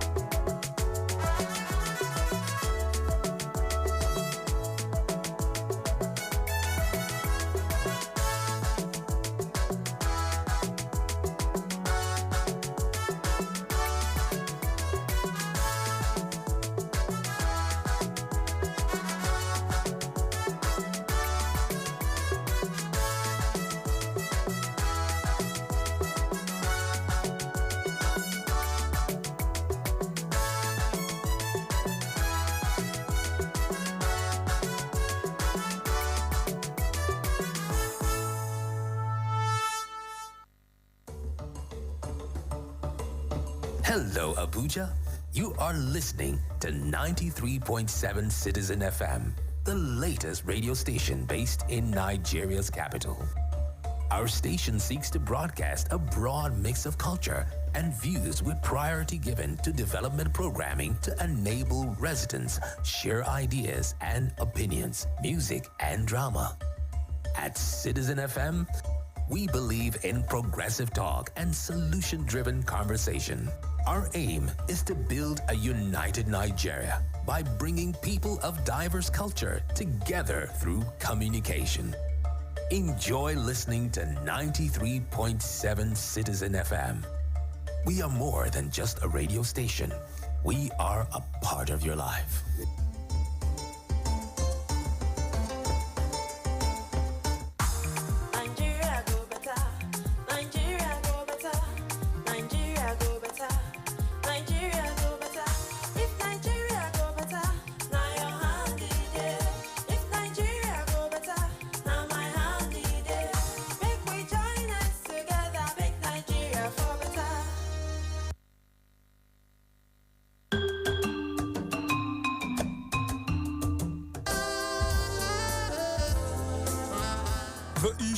Everybody respected that because it was coming from the president. Theory behind it, the way the people took the battle in their hands. Some civil servant retired without a roof over his head. The cause. If we cannot trust you, then you cannot take the ticket of this country. Hussein cannot be divulged from those who cause the crime. Honestly. The passion. You must have national spread. So where is it? Why are you so concerned about that? He said money was. I never. No.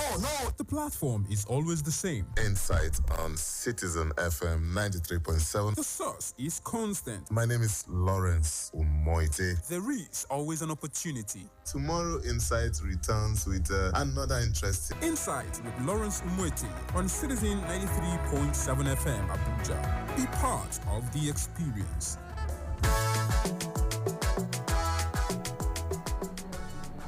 Welcome back. This is Citizen FM 93.7, and you are listening to The Big Talk on Super Citizen at Sunrise. The time is 8:44. My name is Stanley Bentu. Today's the 28th of November 2022. We've been talking about the increase of education tax. Is that something that is going to help us with the ASU situation in other areas, including the ones already provided for by law? I have Wilson Agaba with me. Wilson, you're still here?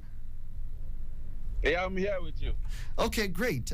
Wilson, let's continue this conversation here.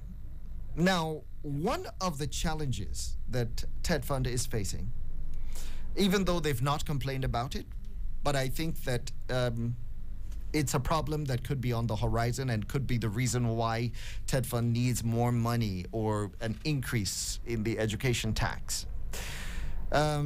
You have state governors that, for political reasons, they want to be the governor that historically established a university in the state, except that these states do not have the budgets to provide the infrastructure and other support systems in these universities. So what they do is they open up these universities, they cut the tape, they wear their big robes, go out there, cut the tapes, and at the end of the day, they leave everything. They apply for TED Fund interventions, and then they effectively saddle TED Fund with the responsibility of catering for these universities. So how much of a problem is this to you? From the sound of it, it's a huge problem. And I think that the government has to have a system, okay, that has to stipulate the conditions for setting up these universities. And it has to clearly separate the responsibilities of that fund and that of the owners of the institution. I'm using the word owners now because if a state sets up a university, it's state-owned. If the federal government sets up a university, it's federal government-owned. And like we said in the first half of the conversation, the whole responsibility of running the school or providing infrastructure for the school should not be that of TED Fund. The primary responsibility of the school should be that of the owner, which in this case could be the federal government or the state government. TED Fund should only supplement, and stakeholders should be made aware of that. If the laws do not yet stipulate clearly where TED Fund can come in, it should stipulate. And if it is not clear enough, we should work on stipulating clearly and specifically what you must have on ground before you can ask for help from TED Fund. So that we do not, as we always do in this country, misplace our priority and misplace responsibilities. You don't own the school, collect school fees from the school, and all of that, then put the responsibility on the TED Fund. It doesn't work that way. So we need to look for a way to separate it. States should know what their responsibilities are to their own schools. And they must be made to meet certain quota before TED Fund can come in. Let's say, for instance, before you ask me to give you 1 million naira, you should be able to provide 300,000. If you build a school, you need a building of 1 billion. You should be able to provide certain amount before we ask TED Fund. Because if this is not done, before long, this is going to be a huge problem on our hand. And you're going to see different states trying to come up with several universities because they know they can lean on TED Fund. And then it's going to be a thing of, if this state should do it, let us also do it so that we can benefit. Because they are benefiting, we are not benefiting. And the money is coming from all of us. That's going to be a problem. There has always to be a check and balance in every situation. All right, Wilson, I still have one or two other questions, but before I do that, we do need to open up the conversation a little bit and get the views of Abuja on what are their answers and contributions to some of these questions. And I will put those questions out there. We're asking whether or not there is a need for an upward review of the education tax in Nigeria. Should we have that increase? And will an increase increase in the education tax actually help the federal government to provide more support to tertiary education in Nigeria? And also, how do we really address the challenges of funding education to Nigeria? Should the TED Fund law actually be looked at to allow the agency more creative and innovative ways to raise taxes for, or to raise income for education? If you have any thoughts on that, please feel free to call us on 0903 22 29 797 or 0818 22 22 205 or 0808 22 22 037. I would be very happy to get that. And you could also send us your WhatsApp comments to any of these numbers, and we'll be sure to take them and share them to everyone. So, Wilson, I know that you are very passionate about education, and you have looked at, the efficacy of all of this. But what should ASU also be doing? I said in my introduction that the creation of TED Fund was a brainchild of ASU, a different generation of ASU members, of course. Many of them already retired right now.